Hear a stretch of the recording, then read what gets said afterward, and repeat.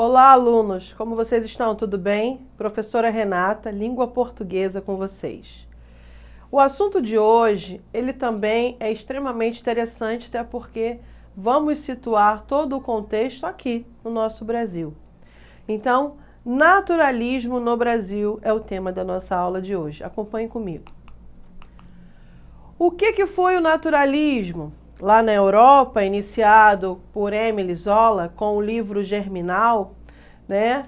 E em Portugal com essa de Queiroz, com o Crime do Padre Amaro, o naturalismo ele chegou ao Brasil também em meados do século XIX, um pouquinho mais ao final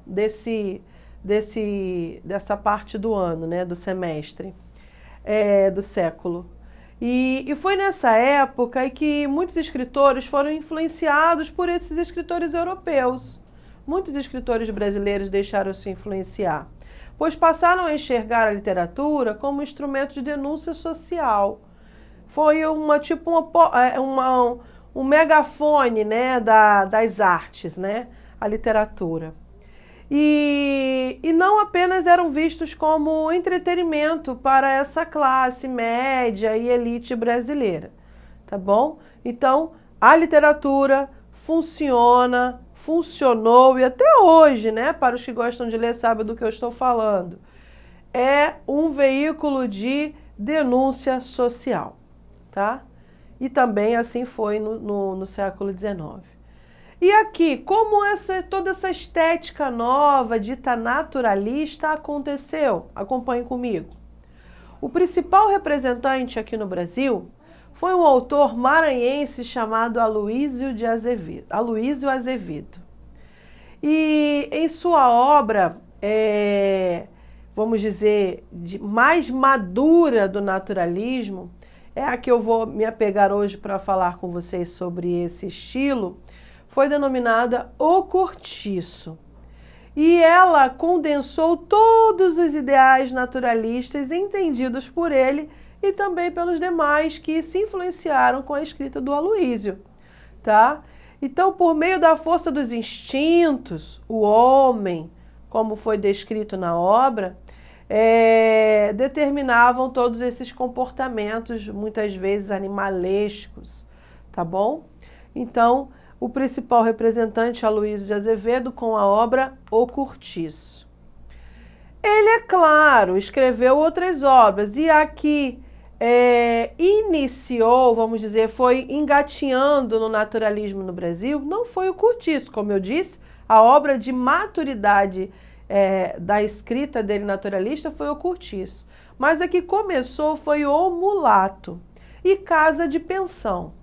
Essas três obras foram, assim, as principais no sentido naturalista, né, da estética naturalista. E é possível nós observarmos que há um fatalismo das forças sociais, ou seja, a natureza ela atua diretamente nas ações do homem. Uma tentativa sempre de validar, assim, as suas ações, né, os seus feitos.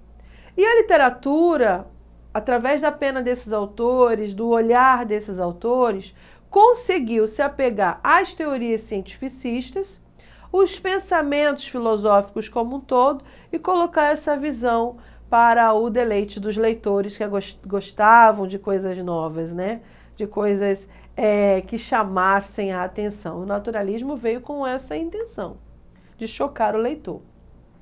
Como foi isso na prática? Tornando a explicação ficando bem clara.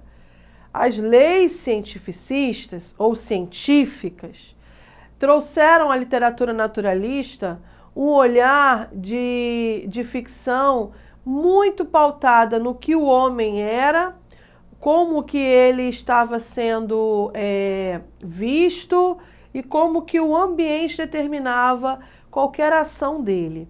Tá? Então, o homem, como era retratado aí, abandonava qualquer resquício, qualquer marca lá do romantismo. Nada era mais idealizado, nada era mais assim visto de maneira subjetiva.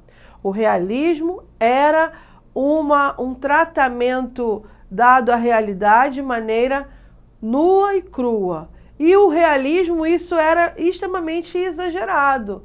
E mais, como é que eu vou dizer, mais claro ainda para o leitor, através da construção do enredo feito pelos escritores, tá? Então, a linguagem, ela se aproxima, portanto, por ter esse viés, essa maneira de chegar até o público leitor, de uma maneira simples, de uma maneira coloquial. O leitor consegue captar com exatidão todas as descrições feitas pelo narrador, tá? Que nesse caso é um observador, mas também experimenta a vivência da narrativa. Os romances, eles assumem uma posição de não envolvimento, tá? Então, assim, eu disse há pouco que ele se penetra na narrativa, mas como justificativa, como tese das suas ações. Então, para muitos críticos, o naturalismo, no Brasil principalmente, foi denominado romance de tese, que era para embasar, justificar as ações dos seus personagens, tá? Por que não trabalha o envolvimento? Porque há a impessoalidade. A maneira como que a literatura trabalhava os assuntos ligados ao homem, aos aspectos repulsivos da sua personalidade e do que ele retratava para a sociedade, eram abordados de maneira muito rudimentar, né? Agora, professor, o que a senhora quer dizer com rudimentar? As palavras eram toscas, eram feias, eram palavrões? Sim. Lembra que eu disse lá no início que o naturalismo era como era ressaltado, como colocado para os leitores como uma realidade nua e crua, sem filtro? Então, era bem assim. Não existia esse apego ao formalismo da língua portuguesa.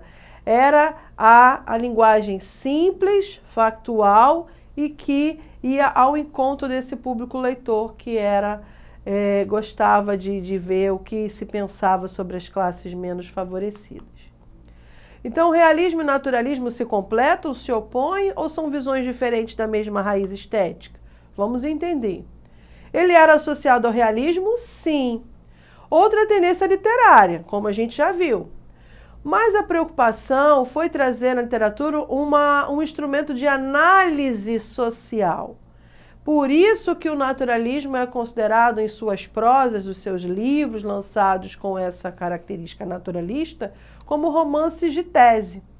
Ele não é considerado, o naturalismo, ele não é considerado, sob o ponto de vista dos estudiosos, como um objeto verdadeiramente artístico, né, com grandiosidade, como um aspecto a pensar do psicológico dos personagens, não.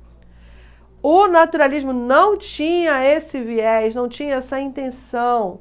Ele era realmente para trazer diversão, mas de uma maneira diferente, tá?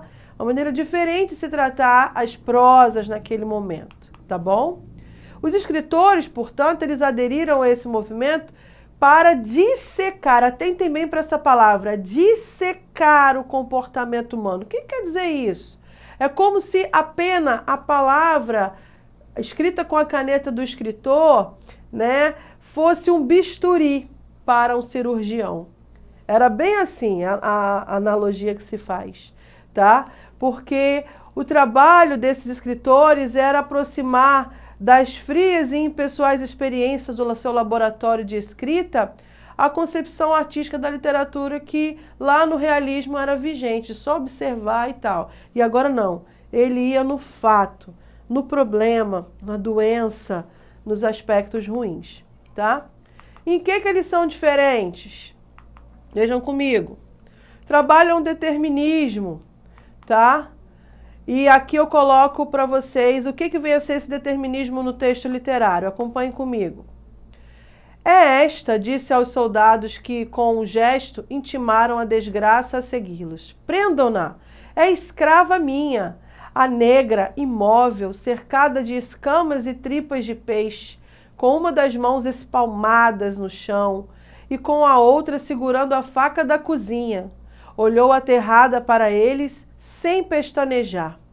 Os policiais, vendo que ela se não despachava, desembainharam as sabres.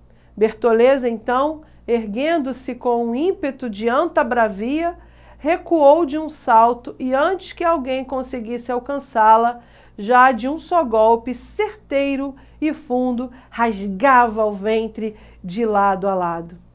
E depois embarcou para a frente, rugindo e esfocinhando, moribunda numa lameira de sangue. Olha só como é descrito uma ação de um assassinato, né?